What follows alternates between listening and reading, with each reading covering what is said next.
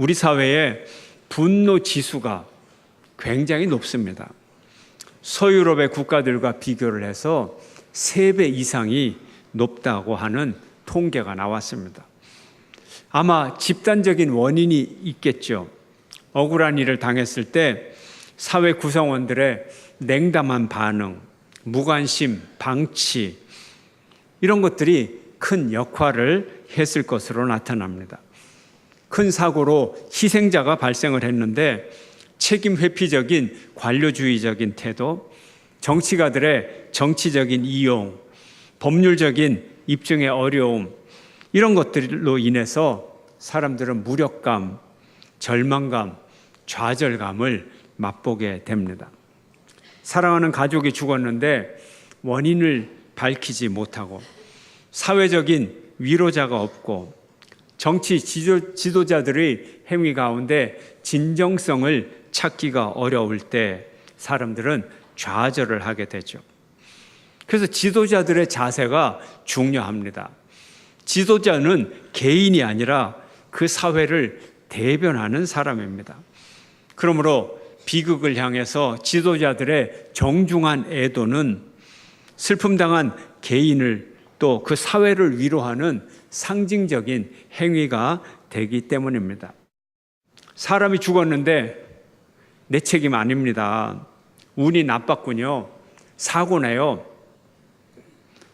이렇게 회피를 하곤 합니다. 그리고 그 다음 단계로 가서 보상 받았잖아요.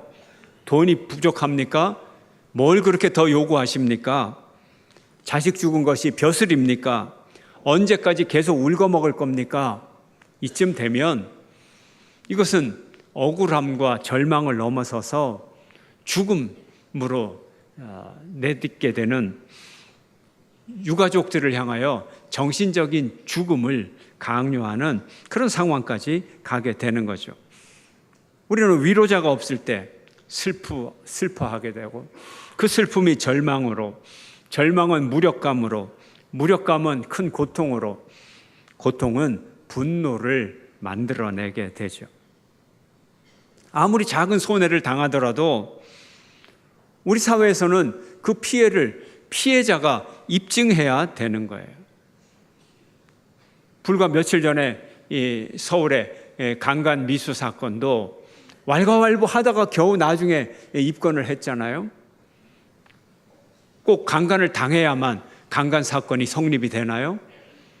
어떤 사람이 저에게 흉기를 휘둘렀어요. 그 흉기를 피하지 않으면 죽을 지경이었는데 천신만고 끝에 그 흉기를 피했어요. 겨우 살아남았어요. 그러면 그 살인 의도를 제가 입증해야 되나요? 그러면 꼭 제가 죽어야만 살인 의도가 입증이 되나요? 이런 이 법률적인 이 관행들, 잘못된 것들, 이런 일들이 이 깊숙하게 우리 사회 속에 이 분노를 만들어내는 원인이 되는 거예요. 피해자가 증명하는 것이 아니라 행위자의 그 행위 자체를 보고 살인 의도를 판단하고 그래야 되지 않겠습니까? 미수행위가 그러면 어떻게 법적 처벌을 받을 수 있겠어요? 그런데 아무도 고통을 당하고 손해를 받은 사람에게 참 안 됐습니다. 내가 앞장서서 해결해 주겠습니다. 이런 사람은 단 한 명도 없고 사정은 딱한데 제 일이 아니군요. 전부 이런 사람만 있다면 그 억울한 마음을 어디 가서 풀겠습니까?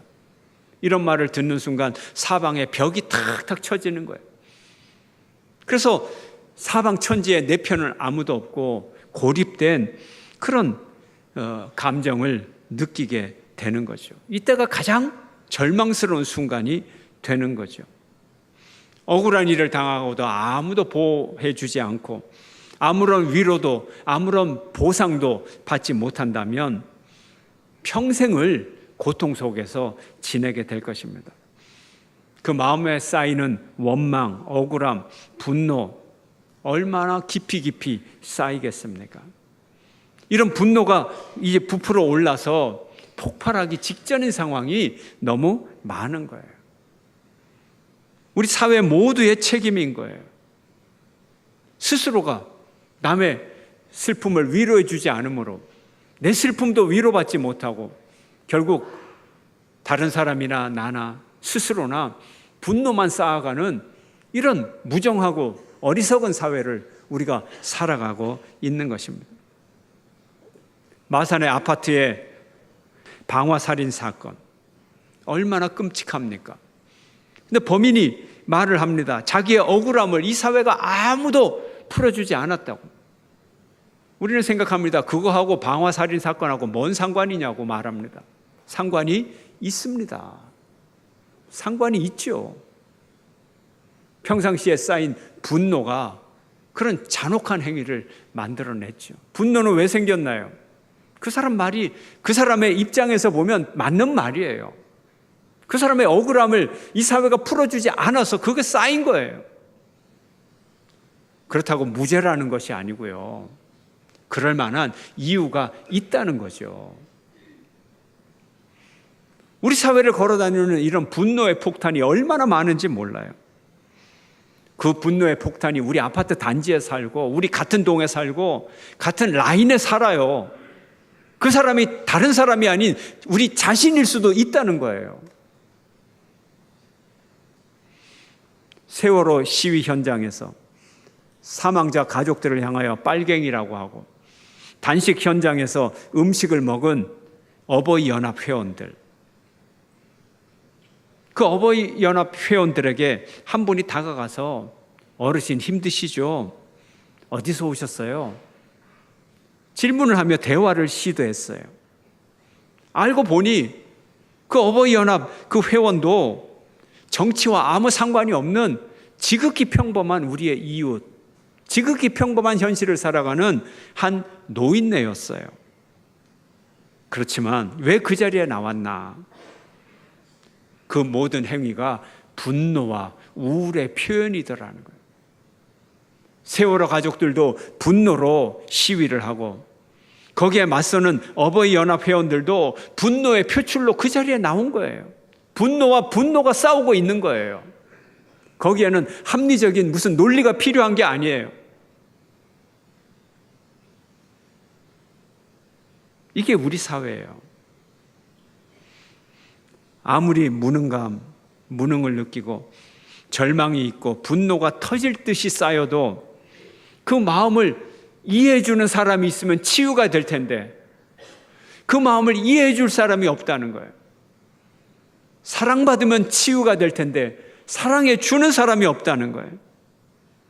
사람은 사랑받으면 치유가 됩니다. 알아주는 사람이 있으면 다 치유가 돼요. 함께 손잡고 울어줄 수 있으면, 그 말을 끝까지 듣고 공감해 줄 수 있으면, 함께 아파할 수 있으면 다 치유가 되는 거예요. 분노로 싸울 필요가 없는 거예요. 공감해주고 같은 편에 서주고 지지해주고 사랑받으면 누구나가 다 치유가 되는 거예요. 그래서 사람에게는 사랑받은 경험이 필요합니다. 사람이 일평생에 한 번은 온 우주의 주인공이 되어서 온 우주의 사랑을 받을 필요가 있어요. 온 우주가, 피조물 전체가, 하늘에 있는 하나님과 천군 천사까지도 다 사랑하고 관심을 갖고 모든 사랑이 집중되는 그런 경험을 평생에 한 번은 해야 되는 거예요. 한 번은 해야 되는 거예요. 그래야 살아갈 수 있어요. 사람은 태어나서 환영받아야 되고 소중한 존재로 대접을 받아야 되고 무엇을 잘해서가 아니라, 잘나서가 아니라, 조건이 있어서가 아니라 무조건적인 사랑을 받아야 되는 거예요. 무조건적으로 인정받아야 되는 거예요. 무조건적으로 필요가 충족되어야 되는 거예요. 아이의 필요가 무조건 채워져야 되죠. 그런데 모순적이게도 우리가 이런 경험을 할 때는 어떤 때냐? 스스로 아무것도 할 수 없는 존재일 때, 가장 무능한 존재일 때 우리는 이 경험을 하게 되는 거예요. 엄마의 뱃속에서 또 태어나서 1년 동안의 기간 스스로 아무것도 할 수 없을 때, 먹을 것을 주어야만 먹고 우유 젖꼭지를 입에 넣어줘야만 빨 수 있을 때, 그때 우리는 이런 경험을 하게 되죠. 가장 무능할 때 가장 존귀한 대접을 받게 되는 거예요. 이렇게 사람은 태어나서 한 번은 우주의 주인공이 되어 보아야 존재의 만족을 얻을 수 있고, 이 존재의 만족으로 얻은 이 사랑을 통하여 이 사랑의 에너지를, 이 평생을 살아갈 수 있는 이 생의 탱크에 가득 채울 때 이제 세상을 향하여 나갈 수가 있는 거예요. 그래서 돌이 되면 걷는 걸 배우고 1년 동안 받은 그 충만한 사랑을 갖고 한없이 부모가 가지 말라 그래도 앞으로 전진해서 나가는 거예요. 이게 사랑의 힘이에요. 이게 존재의 힘이에요. 그때 세상을 향하여 뻗어나가고 다른 사람의 중요성을 알게 되고 인정하고 다른 사람을 사랑하며 살아가게 되는 거예요. 주님이 우리에게 목자가 되셔서 우리를 가장 귀한 존재로 여겨주십니다. 주님이 목자된 삶, 목자 되신 주님을 우리가 따라가는 삶에 이런 만족이 있는 거예요. 주님이 우리의 목자가 되셔서 우리가 가장 무능할 때도 우리에게 가장 중요한 존재임을 주님은 우리에게 깨우쳐 주시고 확인시켜 주십니다. 시편 23편 1절 함께 읽습니다. 시작. 여호와는 나의 목자시니 내가 부족함이 없으리로다. 아멘. 나는 양이에요. 무능해요. 그런데 주님이 내 목자가 되셔서 내가 부족함이 없게 나를 이끌어 주시는 거예요. 부족함이 없이 나를 만족시켜 주세요. 목자는 양이 당하는 최고의 위기의 순간에도 오셔서 도와주시는 거예요. 시편 23편 4절 함께 시작. 내가 사망의 음침한 골짜기로 다닐지라도 해를 두려워하지 않을 것은 주께서 나와 함께 하심이라. 주의 지팡이와 막대기가 나를 안위하시나이다. 아멘. 한 마리 양이 길을 잃고 사경을 헤매고 있을 때도 목자는 99마리 양을 산에 두고 길 잃은 이 한 마리 양을 찾아 나서는 거예요. 그 다른 모든 것보다 이 한 마리 양, 위기에 처한 이 양이 더 중요한 거예요. 더 큰 사랑을 받는 거예요. 양이 가장 어리석을 때, 그래서 길을 잃었을 때, 가장 무능할 때, 가장 큰 위기를 당할 때, 가장 큰 고통을 당할 때, 가장 연약할 때, 가장 위험할 때, 그는 가장 귀한 대접을 받는 거예요. 가장 큰 사랑을 받는 거예요. 함께 읽을까요? 마태복음 18장 시작. 진실로 너희에게 이르노니 만일 찾으면 길을 잃지 아니한 99마리보다 이것을 더 기뻐하리라. 이와 같이 이 소자 중에 하나라도 잃어지는 것인 하늘에 계신 너희 아버지의 뜻이 아니니라. 아멘. 이것이 하나님의 사랑입니다. 이만한 사랑이 어디 있어요? 이 세상에 이만한 사랑이 어디 있어요? 이 세상에서 최고의 사랑은 부모 사랑이에요. 부모 사랑이 이 세상에선 최고의 사랑이에요. 무조건적으로 베풀어주는 사랑, 이게 부모의 사랑이에요. 그러나 이 부모의 사랑, 하나님의 사랑과 비교해 보면 너무나 초라한 사랑이에요. 우리가 다 부모가 됐잖아요.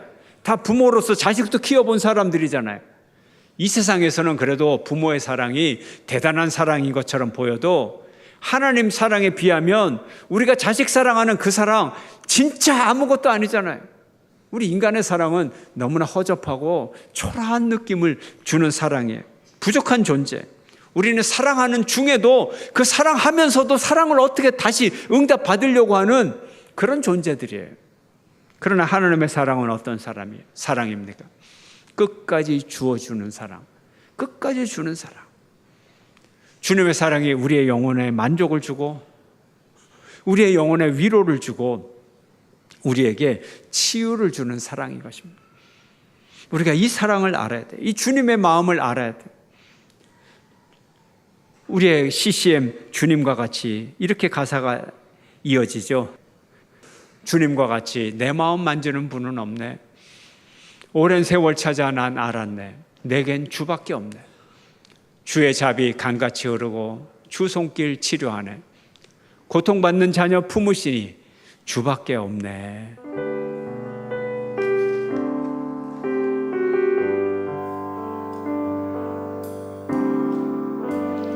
주님과 같이 내 마음 만지는 분은 없네. 오랜 세월 찾아 난 알았네. 내게 주밖에 없네. 주 자비 강같이 흐르고 주 손길 치료하네.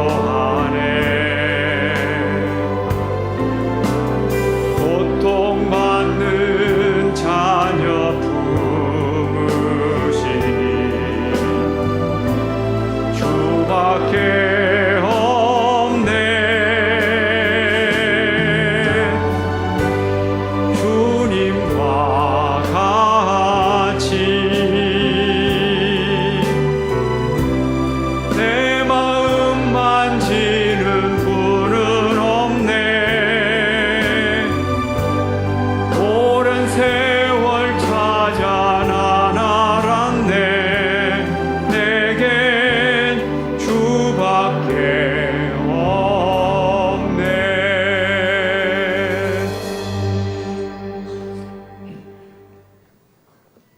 제가 오래전 교육전도사로 섬기던 교회에 전임 여전도사님, 과부전도사님이 한 분 계셨어요.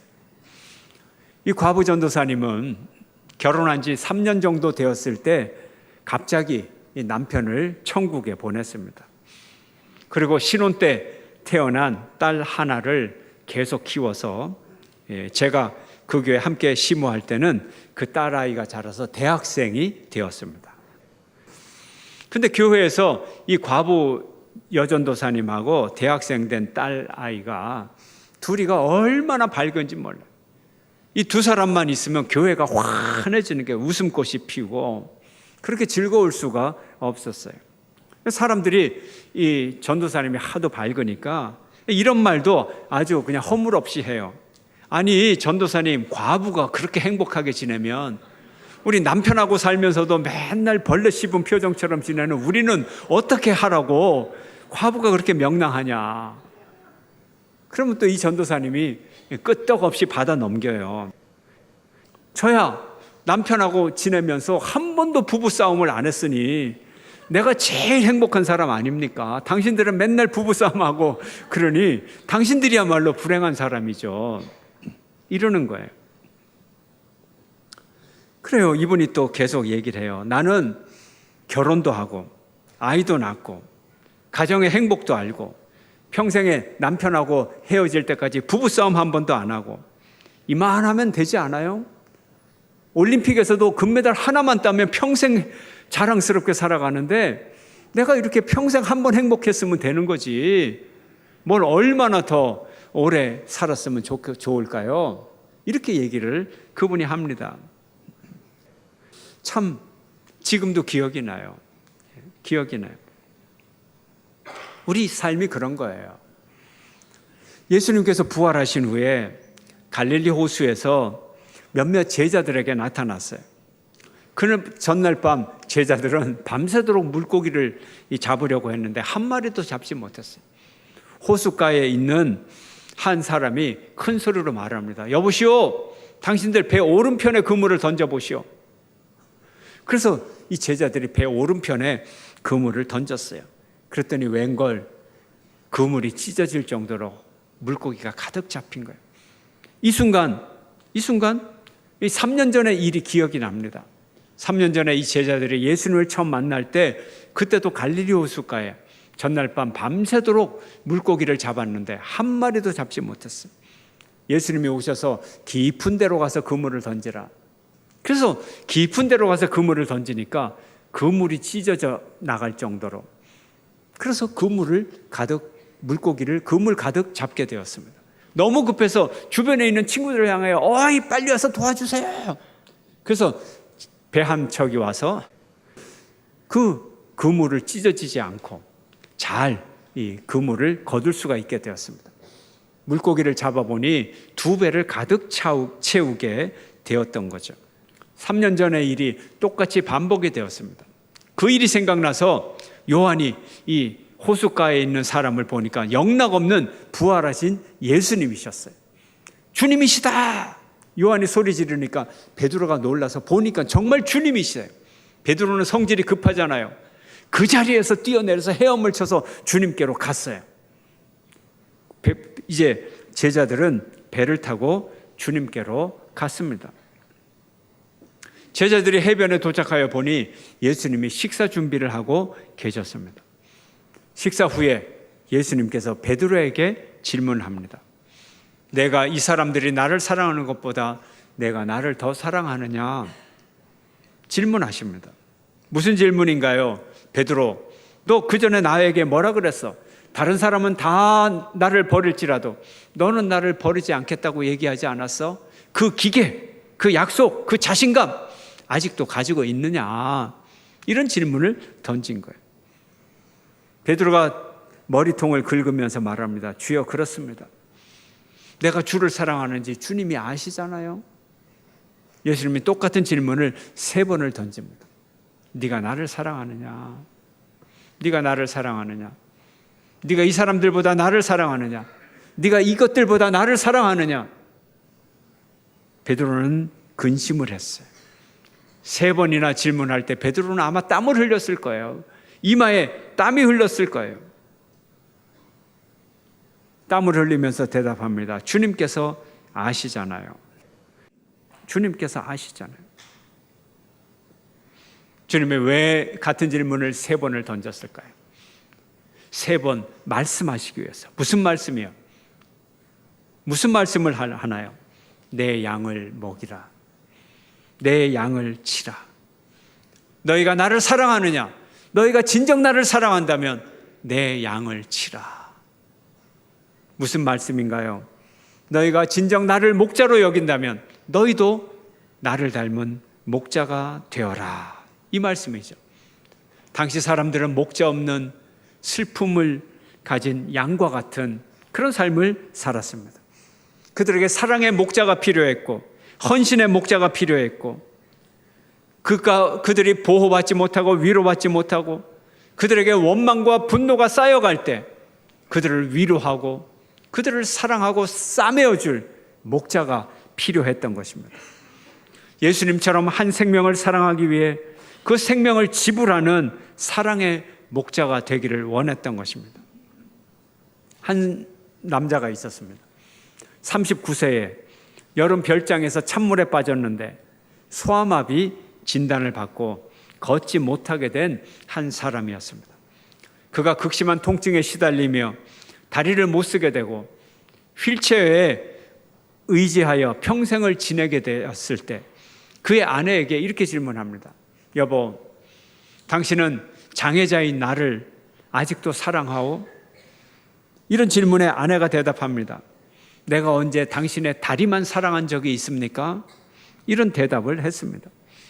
이 사람이 바로 미국의 32대 대통령 루즈벨트와 그의 부인 엘리너 루즈벨트의 이야기인 것입니다.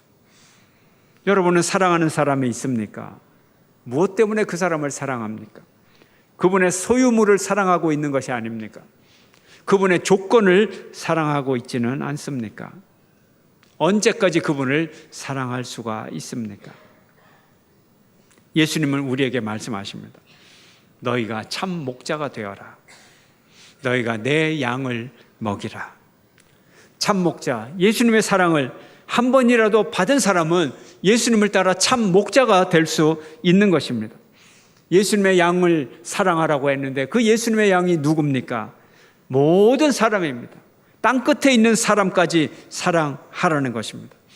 예수님은 참 목자가 되셔서 양의 이름을 부르고 꼴을 먹이고 복을 주고 그 숫자를 세며 들어가며 나가며 복을 주시고 주님께서 그 길을 인도하시고 짐승으로부터 도적으로부터 그 양을 지키고 목숨 바쳐서 사랑하는 예수님은 참 목자였던 것입니다. 양은 목자의 음성을 듣고 목자를 따라갑니다. 요한복음 10장 10절 함께 읽겠습니다. 시작. 도둑이 오는 것은 도둑질하고 죽이고 멸망시키려는 것뿐이요 내가 온 것은 양으로 생명을 얻게 하고 더 풍성히 얻게 하려는 것이라. 아멘. 예수님은 양을 위하여 목숨까지 버리신 참 사랑을 보여주셨던 것입니다. 예수님은 우리에게 말합니다. 너희가 나를 사랑하느냐? 내 양을 치라. 내 양을 사랑하라 말씀하십니다. 성도들은 이 시대에 참 목자가 되어야 되는 것입니다. 하나님의 백성을, 내 백성을 위로하고 세상 사람을 위로해야 되는 것입니다. 사랑하는 성도 여러분, 여러분 모두가 이 시대에 참 목자가 되시기를 축원합니다. 세상을 위로하는 목자가 되시기를 주의 이름으로 축원합니다.